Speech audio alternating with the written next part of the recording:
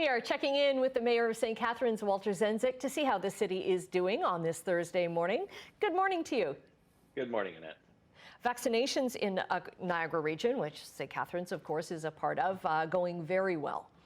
Yeah, we're over 50%. So, as that Bon Jovi song "Living on a Prayer" is, we're halfway there. So, this is great.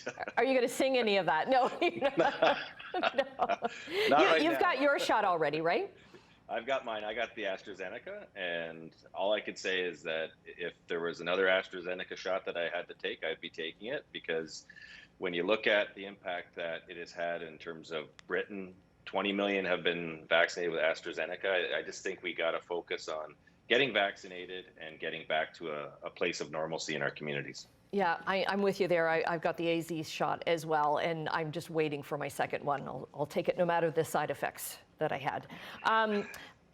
St. Catharines Economic Development Committee, you tweeted out something yesterday that they're doing an amazing job of bringing new business into the downtown.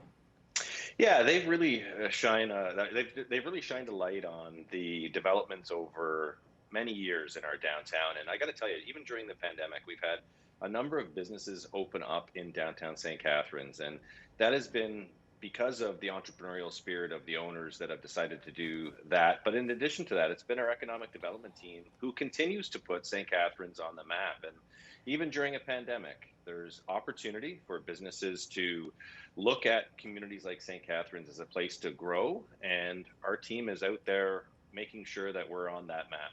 Mm-hmm. Part of that growth comes from short-term rentals as well, and you have a new bylaw.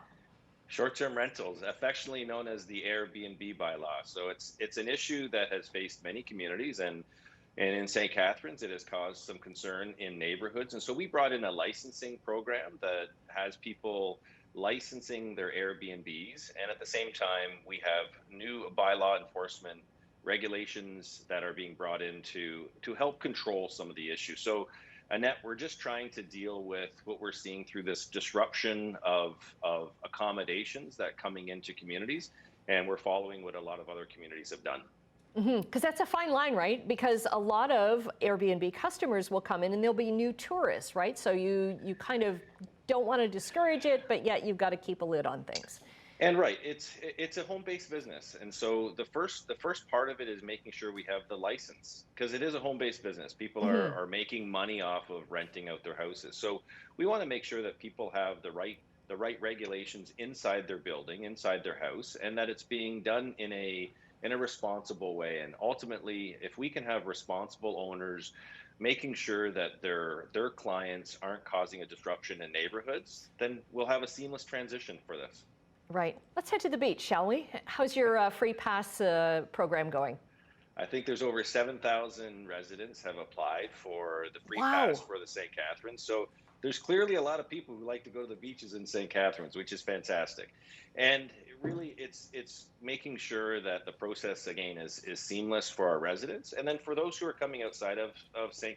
Catharines, we'll have our parking kiosk ready, $3 an hour, and you're able to enjoy the beach and at the same time contribute to our enhancements that we're undertaking at both of our beaches. Right, and I guess this is all dependent on provincial regulations, right, about crowd gathering and spacing and whether or not we can go outside and enjoy the beach. Right, and right now our beaches are closed except for pass-through. So people can walk through the beaches, they can take their dog for a walk, they can go for a walk with their kids, but right now the beaches aren't open. And I know the weather's looking good. We're going to hear about the weather coming up, but we got to remind people, just got to keep focused on staying home and doing your part.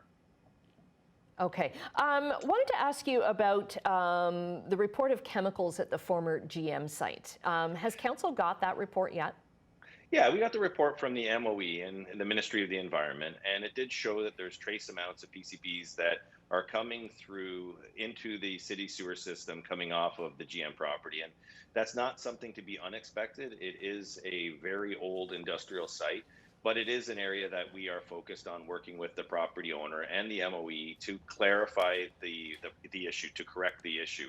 In addition to that, Annette, it has allowed us to talk about the 12 Mile Creek, and there's other areas of concern that we got to make sure we continue to manage with the MOE and the Niagara Peninsula Conservation Authority. And in doing all this, we're creating a better watershed for everybody. Okay.